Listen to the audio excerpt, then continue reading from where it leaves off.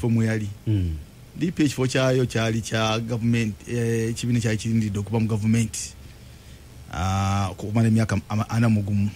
okuva mu 56 paka 2021 na FDC bwe yajja ebintu nebyitabuka paka saa ya leero naye nga DP mu byobufuzi bya Uganda kibiina kikulu nnyo. Lwaki kikulu nnyo? Kikulu olw'ensonga nti kyekibiina ekisinga obukulu ebibiina byonna. Ekyo kitegeeza kirina emirandira. Ate mu DP mwosanga bakada abakyalina omutima gw'eggwanga. Mu DP tewali kibiina kikyalina bakada nga ba DP abakolera omutima gw'eggwanga, abakolera just bulungi bwansi. Mu bibiina ebirala abantu bagala facilitation, abantu bagala transport, obalaba akatika mu kibiina kyaffe ekiri mu buyinza bagwa mu makubo bagala tuwe ne mu DP mwogenda okusanga abantu abatambuze ebigere, abantu abanywa obunywa amazzi ne baleta results kati wali abasasudde bakolera bulungi bwansi. Ekyokusatu DP kyekibiina kibadde kirina obukodyo engeri kibadde okumala ebiseera emyaka mingi kirina ku bukodyo bungiko mu byobufuzi. Nolwekyo amaanyi DP bwe yana amaanyi ne opposition ebeera n'amaanyi. Ale DP bwe yetematema anetabuka n'oludda oluvuganya lwonna luba lutabuse. Nolwekyo entabuka ebadde mu DP emyaka egyo gyonna ekozeseza nnyo oludda oluvuganya ate era nafuyiza oludda oluvuganya mu kudda obumu mu kwatagana ne tuddamu ne tukwanagana ffenna okulaba nga tudda ku mulamwa gumu.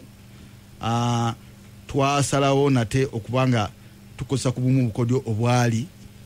mu Kabada. Akamu ku bukodyo obwali mu Kabada ye 1-to-1. Eno idea DP yagireeta dda by the way tezze naffe. Yagireeta dda mu kulonda kwa 2016 nti abannange tubeere n'enteekateeka ffe abavuganya President Museveni nti buli President Museveni waasimba n'ekibiina kye wekisimba omuntu omu naffe tukkiriziganye ng'oludda oluvuganya tusimbewo omuntu ki okutandika kuba president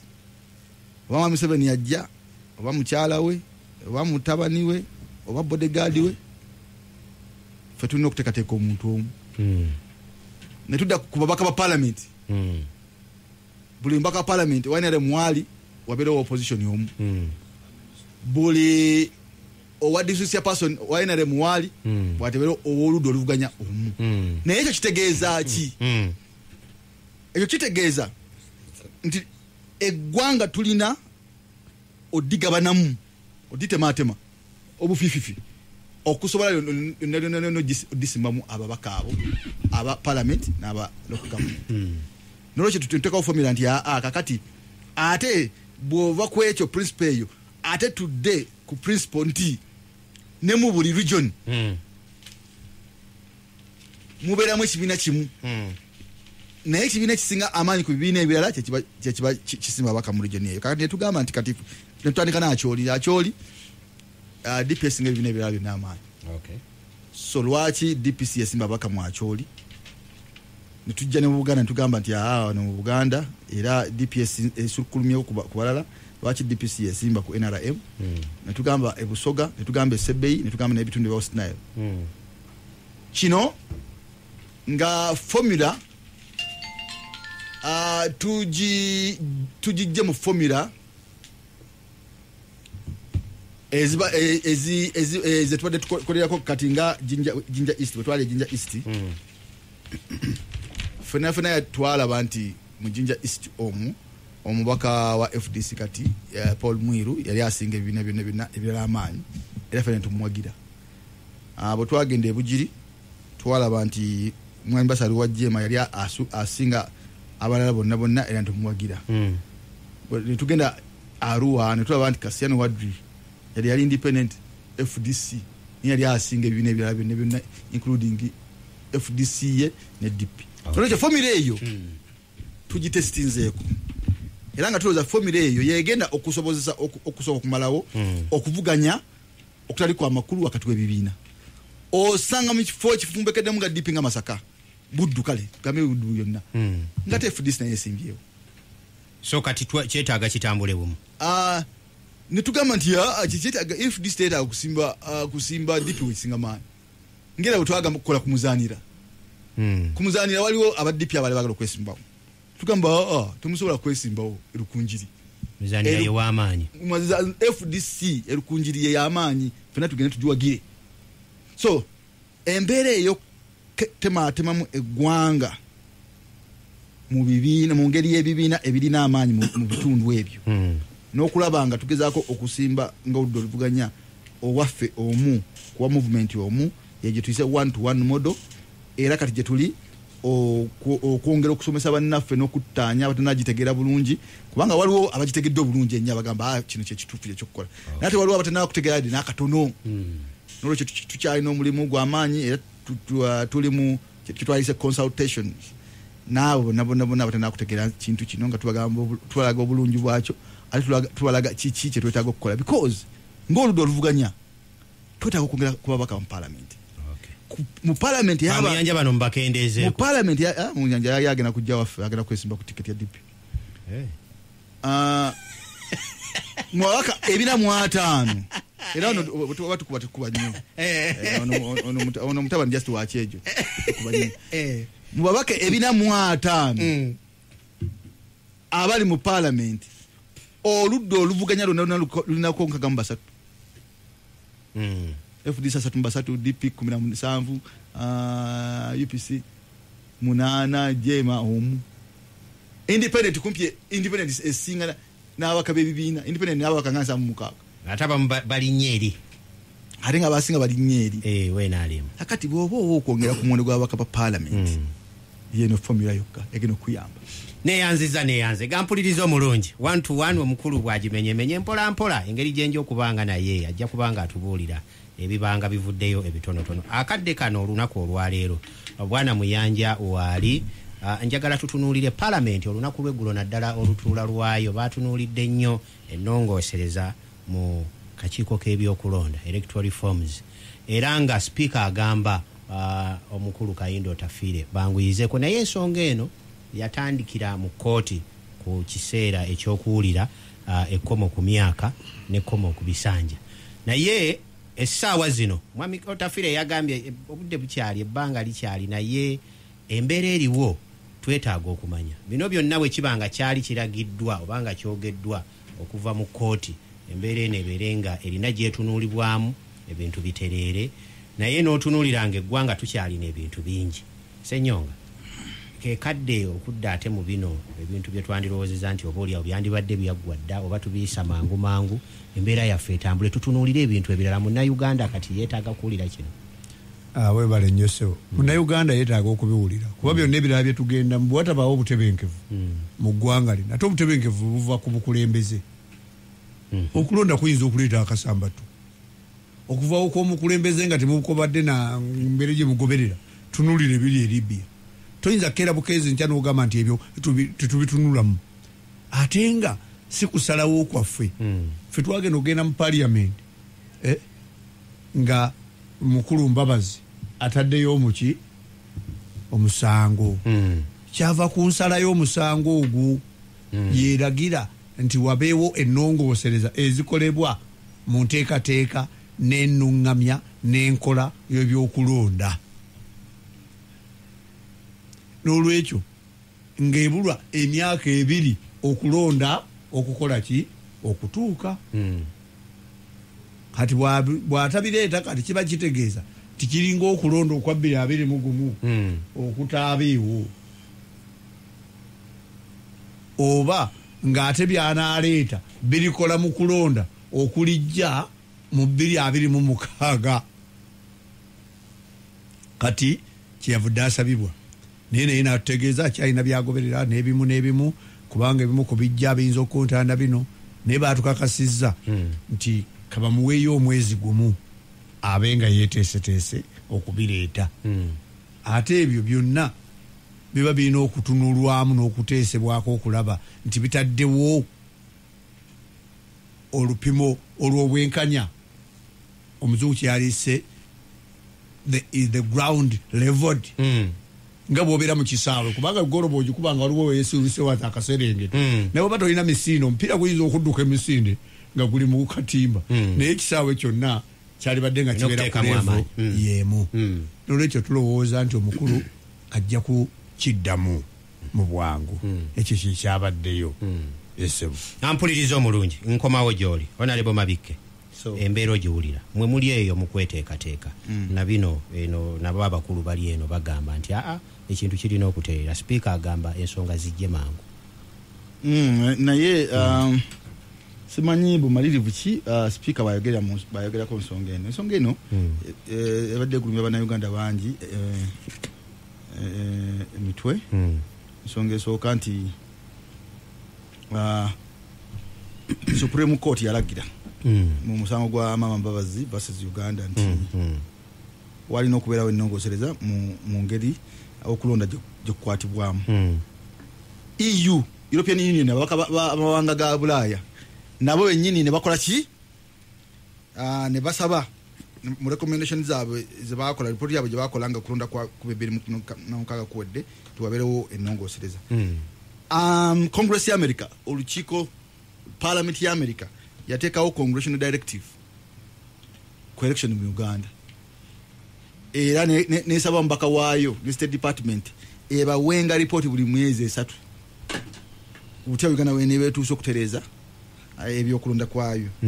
naye mu byonna byonna waliwo ekiwandiiko Citizens Compact kyekiwandiiko ebibiina by'obufuzi byonna tibyateeka emikono n'ebibiina bannakyewe byagala enkyukakyuka mu kulonda byateeka emikono era nebireeta ebirowoozo butya butuyinza okutereeza ebyokulonda nga ensonga esooka yengeri akakiiko k'ebyokulonda gye kalondebwamu nga tetwagala mbeera eno ya President Museveni kwerondera refari mu mupiira gwagenda okuzannya n'ebibiina ebimuvuganye okinga mukulu abadde agamba ekisaawe nti tulina Arsenal tulina ne yogera ne Mani U kale nali agadde nnyo Manchester City naye kale Mani U ne Arsenal Manchester City jo bajigo naye akati sebo Mani U egera kusanya na Arsenal naye ate Arsenal nalonda difiri yembere mu Uganda kati kana kachiko bya mukama kalonde wa President Museveni ate ye nyine yekola ki eyetaba mu byokulonda nolwekyo tekiba kyabwenkanya nga tugamba nti nedda akati ono difiri ono alondebwe bode endala kitongole kirala so si maybe kitongole kiramuzi ngabe bakole Kenya ukimanyi bulungi Kenya bakola interview muntu yaleete bimukwatako omuntu alete ate vetting jebai okumusoya ebibuzo no kumwetegereza eba mu public ku TV live senyo nga nabe nagamba nti Mabike gwana egumunze wadde mukwano gwange naye alina kino una Evans naba nagamba Mabike kino nedda tajja kusobola olwanso public vetting so ngaba na Kenya balonda akakiiko k'ebyokulonda ngabe Malawi balonda akakiiko k'ebyokulonda ngabe Zambia balonda akakiiko k'ebyokulonda nga South Africa bweronda nga Ghana bweronda zino ensi zetwogerako byakulabirako birungi mu demokrasia because byo bigenze waggulu nnyo kusinga Uganda yengeri twagala wano okulonda Semateeka bwe twamukyusa ne tumujja mu movement system omanyi Semateeka wa 1995 yateekawo no party democracy article 269 mu 2005 nali mu parliament ne tulwana nnyo ne tugamba nti tuve mu kibiina ekimu tudde mu bibiina ebingi kasooka nga tuva mu bibiina mu kibiina ekimu ne tudda mu bibiina ebingi n'akakiiko k'ebyokulonda aka Uganda kaali badde kakyuka naye tetwagala mu bibiina ebingi naye akakiiko k'ebyokulonda ke twasigaza ke kali akali mu movement system no party individual merit nolwekyo akakiiko kenyini actually kakonana ne Semateeka because tekatukana na mutindo gwa nkola ya bibiina bingi era yensonga gitwagala ekyuke ensonga gitwagala tulongoose Senyonga nganda wa akakiiko kakontana omusambi w'omupiira coach ate yalonda lifali agenda okulamula ttiimu ye ne ttiimu endala ebyo byonna bye tulindirira omukulu aleete kuba kati mukulu Mabikke nange tuyinza kumuwa amagezi naye okuleeta ye agenda okubireeta kubanga gavumenti yerina okuleeta reforms ezo Mabikke ayinza okunjulira naye kati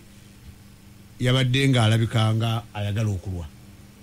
n'asabibwa akole ki ayangwe muyinza n'okubaamu n'endala nnyingi mu reforms gavumenti speaker alina obuzibu ne gavumenti okulwawo okuleeta ebintu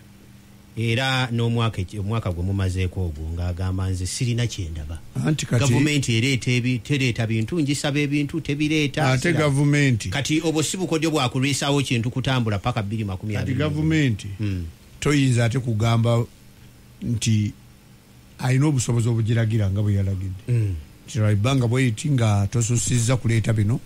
era nze ndowooza nti kiba kisoboka omutawaana oguliyo kati fe abatali baminisita yadde tubeera gavumenti naye tolina kyokola kuba tuli ku kabineti kabineti erina okutuula nejja ne proposal zaayo netuzitunulamu very favorable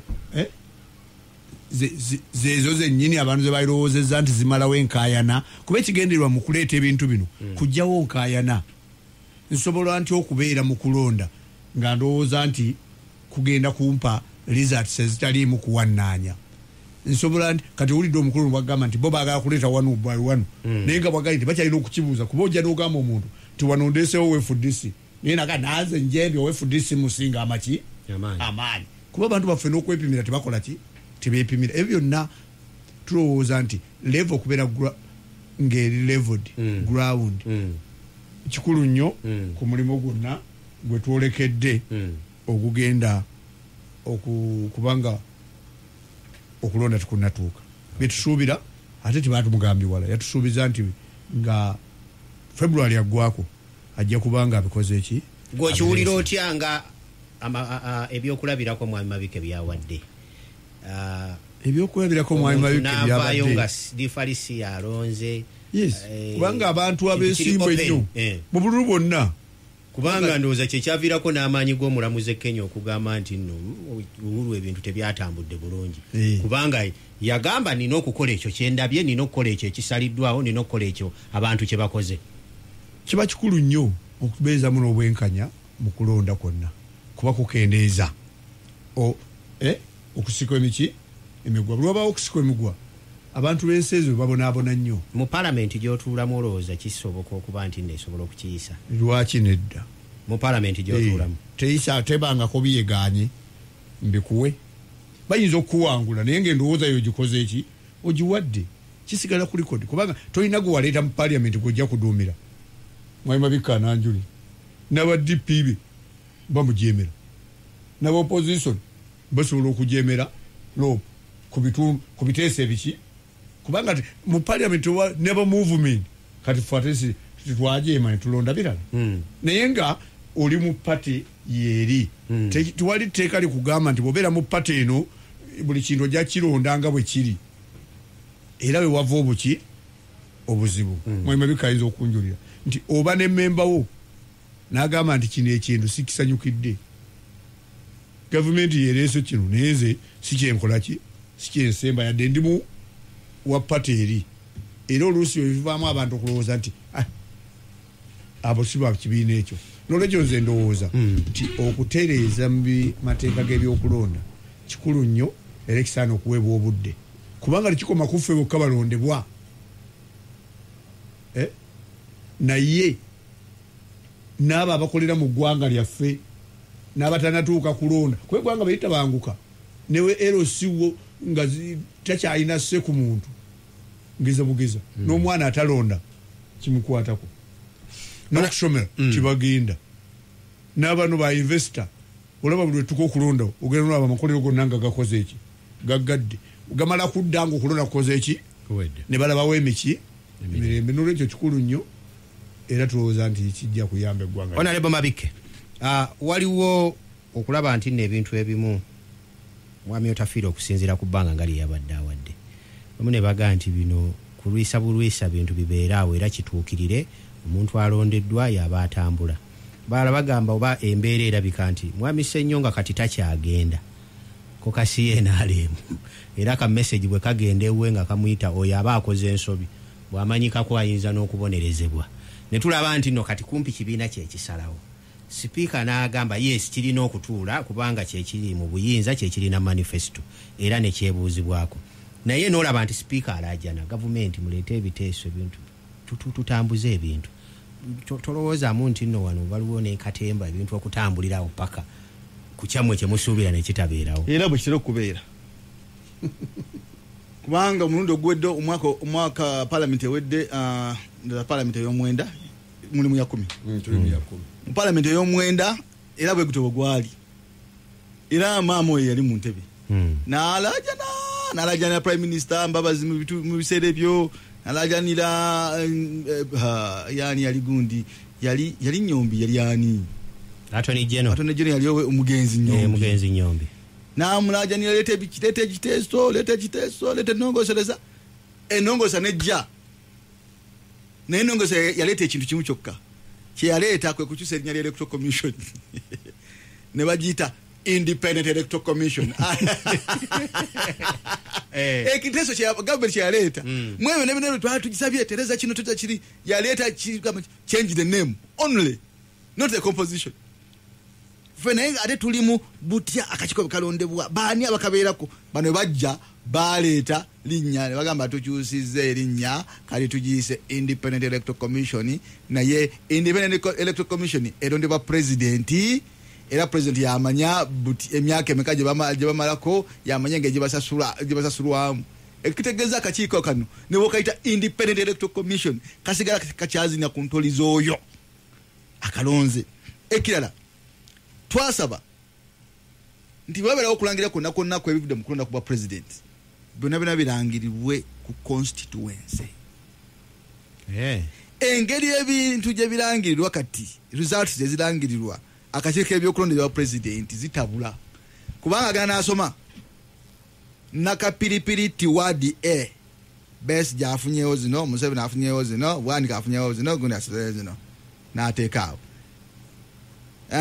Bukoto Central Polling Station